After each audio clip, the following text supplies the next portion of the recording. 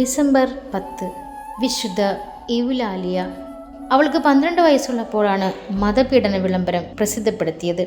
ആപത് ശങ്കയാൽ എവുലാലിയയുടെ കുടുംബാംഗങ്ങൾ ഒരു ഗ്രാമത്തിലേക്ക് മാറി താമസിച്ചു. രക്തസാക്ഷിത്വത്തിനുള്ള താല്പര്യത്താൽ പ്രേരിതയായി അവൾ തനിക്ക് നൽകിയിരിക്കുന്ന സഖിയേയും കൂട്ടി ഒരു രാത്രി മെരീദായിലേക്ക് പുറപ്പെട്ടു.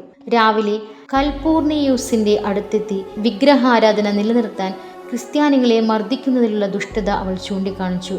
അവളുടെ ധൈര്യം കണ്ട് ആശ്ചര്യപൂരിതനായി അദ്ദേഹം ചോദിച്ചു, "നീ ആരാണ്?"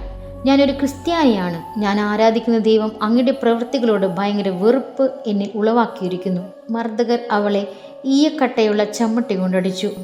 അനന്തരം മുറിവുകളിൽ തിളച്ച എണ്ണ ഒഴിച്ചു. കത്തുന്ന പന്തങ്ങൾ ദേഹത്തിലും മാറിലും വെച്ചു. എല്ലാം നന്ദിപൂർവ്വം അവൾ സഹിച്ചു.